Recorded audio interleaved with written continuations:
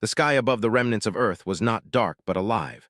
Swirling colors, red and violet, danced like fire across the clouds, painting the broken cities in a strange, otherworldly light. It was a sky that whispered secrets, a sky that knew the end and the beginning were inseparable. Beneath it, the soldiers of the human resistance moved quietly through the ruins. Among them was Elior, the youngest of their ranks, whose wide eyes still held the hope and fear of youth. Elior's uniform was too large for him, his boots scuffed and worn, his hands shaking slightly as he clutched his rifle. Though the battles he had seen had aged him beyond his years, he carried a spark, a stubborn refusal to bow completely to despair. He had heard rumors, of course. Stories told in hurried whispers, tales of beings not of Earth, who could bend minds and warp reality. Yet nothing could have prepared him for what he saw that day. The ground trembled first, subtly at first, like the soft pulse of a heartbeat. Then the tremor grew, sending dust swirling into the air. From the horizon, a ship descended, not a ship of metal and engines, but something alive, luminous and vast, with tendrils of light weaving around it like the fingers of a god. Soldiers froze in awe and terror, their weapons dropping from numb hands. And then she appeared. The extraterrestrial queen stepped from the vessel, Lyra. Even from a distance, her presence was undeniable. She moved with a grace that defied earthly laws, her robes flowing as if woven from liquid starlight. Her eyes were endless, like twin galaxies, deep and unreadable. She did not walk so much as glide, and the air seemed to bend around her. Elior felt something he could not name. Fear, yes, but also an impossible pull. It was as if his heart recognized something ancient, something that had existed long before humanity ever rose from the soil. He stepped forward despite himself, unable to look away. Lyra's gaze swept over the humans. Soldiers quaked, leaders faltered. Then it rested on Elior. The world narrowed to that single point of contact, and time itself seemed to bend. She raised a hand, slender and luminous, and pointed directly at him. Her voice followed, soft but carrying through the air as if the wind itself had learned her language. "That human," she said, "will be mine." He felt a heat rise to his face, embarrassment, confusion, and something stranger, curiosity, a fascination he did not understand. Elior's commander stepped forward, voice trembling, demanding that Lyra explain herself.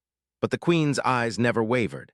She simply inclined her head slightly, a smile that was both cruel and gentle. The words she spoke were for him alone.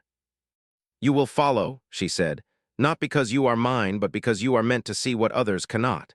There is a path, and it begins with your choice."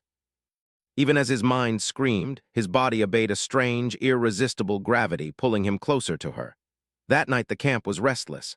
Fires flickered under the strange auroras, casting long shadows that danced like spirits. Elior could not sleep. Every time he closed his eyes, he saw her face, her eyes, her hand pointing at him. And then, as if drawn by some invisible force, he wandered from his tent. He found himself at the edge of the city ruins, where the wind carried an electric hum. The sky above shimmered, and then, before his eyes, Lyra appeared again.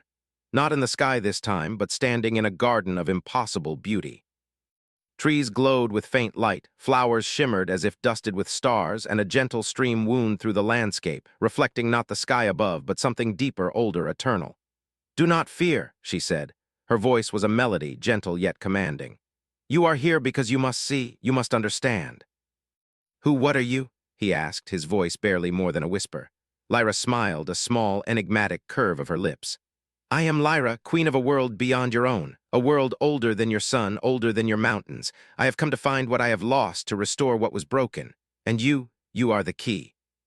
"Why me?" And then she raised her hand again, and a small spark of light leapt from her fingertip, tracing a line across his wrist. It was painless, yet it burned with significance. When he looked down, a faint mark shimmered there, an intricate pattern of light shifting as if alive. What is this?" he asked. "A bond," she replied. "A connection that will grow with your choices." "Do not fear it, Elior. It is not a chain, it is a key. But every key has a cost." He ran back to the camp, breathless and shaking. Soldiers stared at him, but he could not tell them what he had seen. They would not believe him, even he could hardly believe it. That night sleep refused him. Every sound, every shadow seemed alive with possibility. And then the dream came. He was standing in the garden again, but it was brighter, almost unbearably so. Lyra was there waiting, her eyes soft now, almost vulnerable. "Do you see, Elior?" she whispered. "Do you see what awaits?" The auroras had faded from the sky, leaving only the pale light of a fractured moon. but the mark on his wrist burned faintly. He pressed his hand to it, feeling a pulse, like a heartbeat that was not his own. And somewhere in the distance, he thought he heard a voice, soft and melodic, echoing through the ruins. "Do not falter." And the queen, she would come for him again. The city ruins lay silent beneath the cold dawn, yet Elior could not linger. The mark on his wrist throbbed faintly, pulsing like a heartbeat that belonged to someone else. He had tried to tell himself it was a dream, a trick of the light or the stress of the endless battles. But deep down, he knew the truth. Lyra had touched him, and he was no longer entirely his own. By midday, the sky began to shimmer again, not the pale morning light, but the strange auroras that heralded her arrival. Elior's breath caught in his throat. He had promised himself he would hide, he would stay safe among his comrades. But he felt a pull he could not resist, a call stronger than fear or reason. The air shimmered before him, and then she appeared. Lyra, taller than he remembered, radiant, her robes flowing as if woven from liquid starlight. Her eyes, endless and deep, regarded him with a mixture of curiosity and something he could not name. "You have come," she said, her voice like a soft melody that vibrated in his chest. "You are braver than I expected, or perhaps you are simply curious. A thread of possibility. It binds us, but it does not bind you. You may leave, yet leaving will not erase what has begun." "You will see," Lyra continued, her voice soft but commanding, "the truths hidden from your kind. You will walk paths that humans fear to tread, but you must choose your heart or your duty. Both will shape what is to come." The ground beneath his feet glowed softly, like he was standing on starlight. Trees shimmered with light, their leaves like delicate crystal. A stream wound through the garden, reflecting not the sky, but something older, infinite. Elior's breath caught. Where am I?" "Here you will see what others cannot. Here you will learn. You feel more than most, and feeling is both strength and weakness. I have watched countless beings, and none have been unafraid, yet none have the spark that you carry." She smiled, small and fleeting like sunlight through a storm. "All who live long enough are. My reign stretches beyond centuries. I have ruled, conquered, and survived. And yet I have not known connection, not truly until now." "And you want me. How could I help you? What is happening to me?" He had lost friends in the wars, seen cities crumble, and now he was faced with this impossible being, offering him a path beyond comprehension. Part of him wanted to flee, to return to the safety of human order. Another part, a deeper, stranger part, wanted to step forward to see what lay beyond the horizon of his life. I don't know if I can do this," he admitted, voice shaking. "You do not need to know yet," Lyra said softly. "All that is required is your courage to choose and your heart to feel. I will guide you, but the journey is yours." Then a sudden sound shattered the peace, a distant roar, faint but growing like the cries of many. Elior's heart leapt. "The humans," he whispered. "They're coming, they found you." And yet, she hesitated, a rare moment of vulnerability slipping through her regal composure. "And yet, you may be the one who changes the outcome." It existed on the edge of dimensions, fragile and responding to forces beyond his understanding. "We must go," Lyra said. She extended her hand to him, and without fully understanding why, he took it. The moment their hands touched, warmth and light surged through him. The mark glowed brightly, and Elior felt a connection, not only to Lyra, but to something vast, something ancient, something beyond human comprehension. Together they stepped into the shifting light, leaving the garden and the ruins of the city behind. Elior's mind raced. He wanted answers, clarity, a way to make sense of the impossible. Yet he also felt a thrill, a pull, a sense that he was walking into a story far greater than any battle he had known. Lyra looked at him, her gaze steady, almost tender. "Do not fear what is coming, Elior. Fear is natural, but it must not rule you. There will be challenges, tests of courage, and moments when your heart will ache. That is the way of all who walk between worlds." Towers of light rose and fell like living structures. Rivers of shimmering liquid curved impossibly through the air. And all the while, Elior felt the bond on his wrist thrum with life, guiding him, testing him, drawing him closer to her. Finally, they came to a plateau overlooking a vast chasm, the depths glowing with strange, shifting colors. Elior felt dizzy, awed, and terrified all at once. "You see," Lyra said, her voice echoing across the expanse, "the universe is not as simple as your world believes. Choices have consequences far beyond the eye. And you, Elior, are now a part of this. Your courage, your heart, your very being, it will shape what comes next." His life, his world, his very understanding of reality had already changed.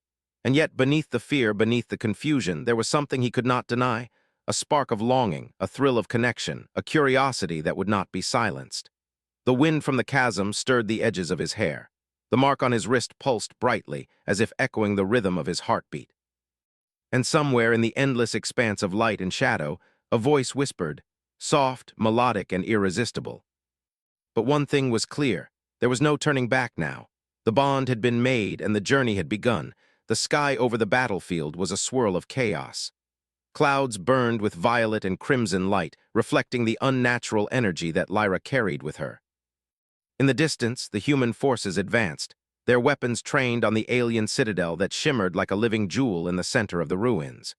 Ilior stood beside Lyra, heart-hammering, unsure whether to feel fear or awe. He had crossed worlds to reach her, to follow the strange thread of destiny that bound him to this alien queen. Yet now, as the first distant roars of artillery echoed, he understood the weight of the choice he had made. His loyalty to his people, his friends, clashed violently with the bond that had been formed by the mark on his wrist. "Stay close," Lyra said softly. Her eyes, deep as the cosmos, scanned the horizon.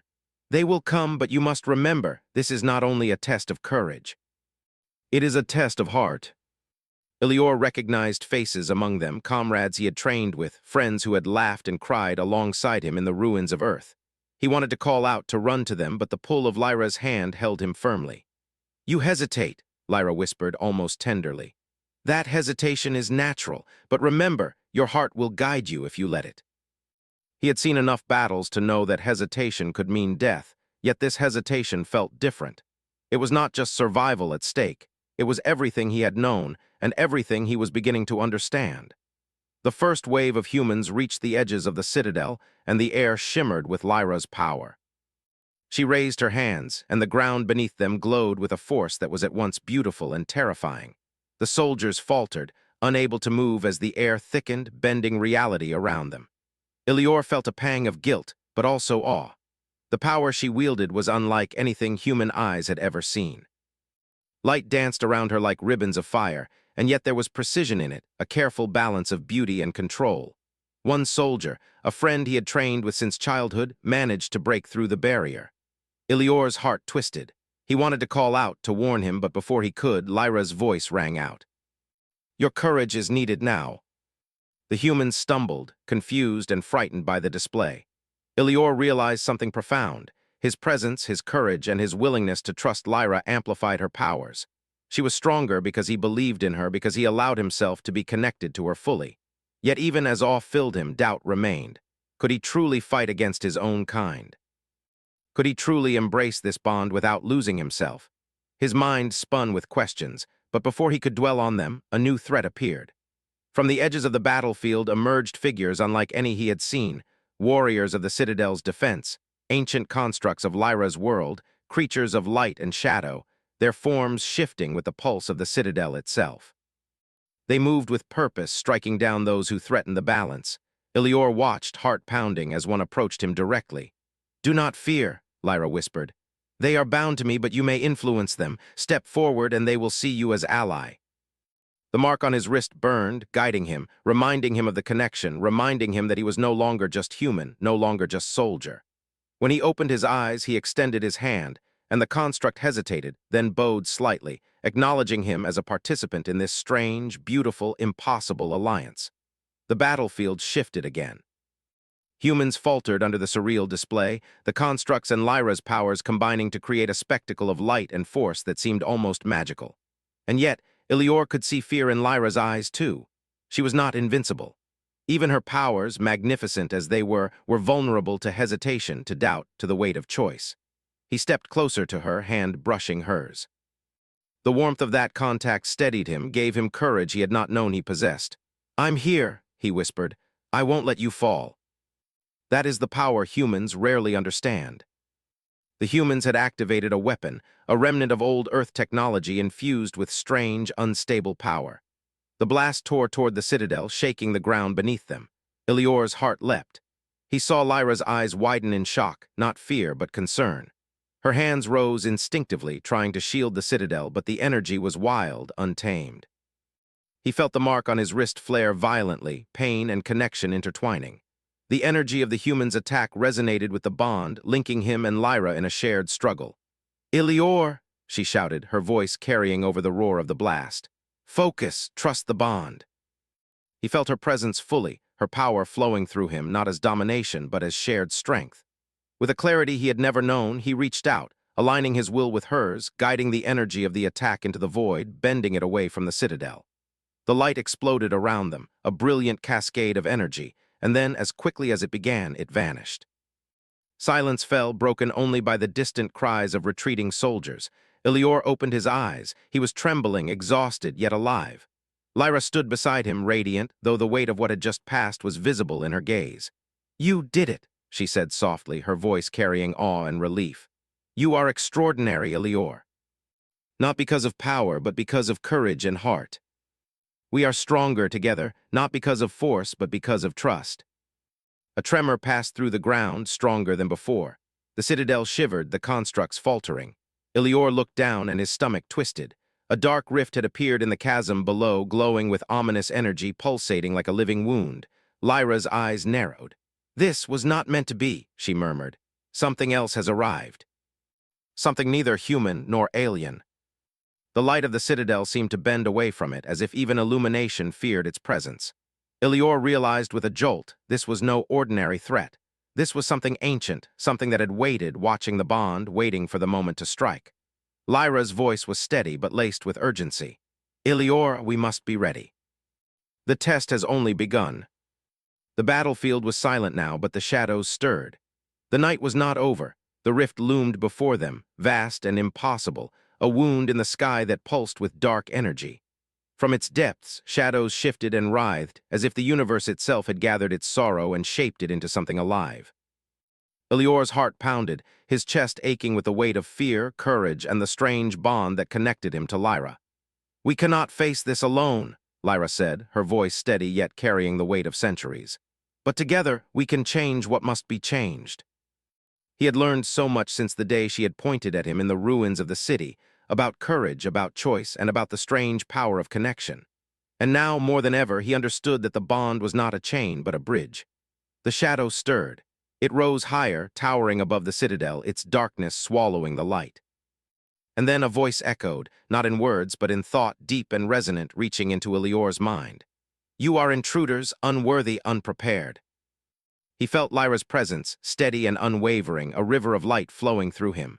The fear remained, yes, but it no longer ruled him. Courage surged from the connection itself, a force older than the stars. The shadow descended, tendrils of darkness curling toward them, yet as they neared, the bond flared. Light and dark clashed in a silent storm, a cosmic dance that twisted the air and rippled through reality. Ilior felt it within him, the fear, the doubt, the weight of humanity, and the infinite possibility of the universe. Lyra's voice rang in his mind, clear and commanding. "Ilior, step forward. Your heart is the key. Trust yourself." The citadel beneath them shimmered with alien light, constructs moving in perfect harmony, guided by his presence. He realized something profound. The bond allowed him to act not only with courage, but with clarity. Every instinct, every heartbeat, every thought aligned with hers, creating a harmony neither could achieve alone. "Together," Ilior whispered, stepping forward. The shadows recoiled. They had anticipated fear, hesitation, weakness, but not unity, not trust, not the strength that came from connection.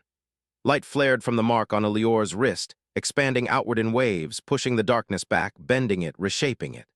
Lyra moved beside him, her power flowing through him and around him, a river of radiant energy that wrapped the shadows in brilliance. The shadow wailed, a sound that was neither cruel nor angry, but sorrowful, ancient, and tired. Ilior felt it not as an enemy, but as something lost, something misunderstood, something that had waited too long for recognition.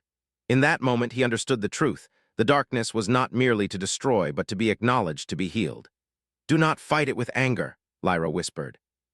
"Show it the way forward, as you have learned to show courage yourself." It pulsed, listening, learning, understanding. Lyra placed her hand on his shoulder. "See, Ilior, connection changes everything. You have brought balance where there was only fear." Ilior collapsed to his knees, exhausted, trembling, overwhelmed by the magnitude of what had occurred. Lyra knelt beside him, her own fatigue apparent in the graceful slump of her shoulders. "You have done more than I expected," she said softly. You have not only saved the citadel, but you have saved this shadow from itself, from endless despair. That is no small feat, Ilior. That is the power of heart and courage combined. And more importantly, you are the proof that connection can change destiny. You saved it, he whispered. You and I, we saved it. They will learn, Lyra replied. They will see the choice you made, the courage you showed, and they may not understand now, but in time they will.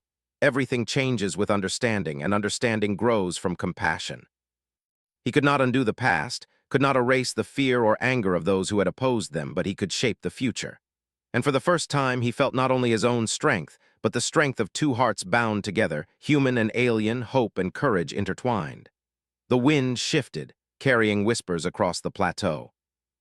Ilior turned, seeing the faint shapes of constructs moving among the citadel towers, returning to their quiet vigilance. The world felt alive, vibrant, filled with possibility. Lyra's gaze softened as she looked at him. Ilior, you have changed me as much as I have changed you. For centuries, I ruled alone. I wielded power, but I did not know connection. You have taught me that even one heart, one choice, can transform worlds. You are who you were always meant to be. And now we walk forward together toward what we must become. The journey is far from over, but we are ready. The rift had closed, leaving only the lingering shimmer of light, a reminder of the trials they had faced and the power of what had been achieved. Then Lyra spoke, her voice soft and melodic. Ilior, look. They shimmered with beauty, with the promise of new stories, new paths, new bonds waiting to be formed. The universe is vast, Lyra said, and so are the possibilities. We have only begun to understand our place in it. Together, she agreed. And in that moment, the bond on his wrist pulsed once more, not as a chain, not as a command, but as a living promise. It was a promise of connection, of courage, and of hearts united across worlds. The trials of the past were behind them, but the promise of the future, bright, infinite, and filled with possibility, stretched out before them like a path made of light. Ilior took a deep breath, feeling the pulse of the universe beneath his feet, the warmth of Lyra's hand in his own, and the quiet, thrilling certainty that he was no longer just a soldier. He was part of something larger, something eternal, something that had been waiting for him all along. The citadel pulsed softly, the constructs moved with gentle purpose, and the dawn spread across the world. Somewhere, distant yet close, the universe whispered in promise and hope.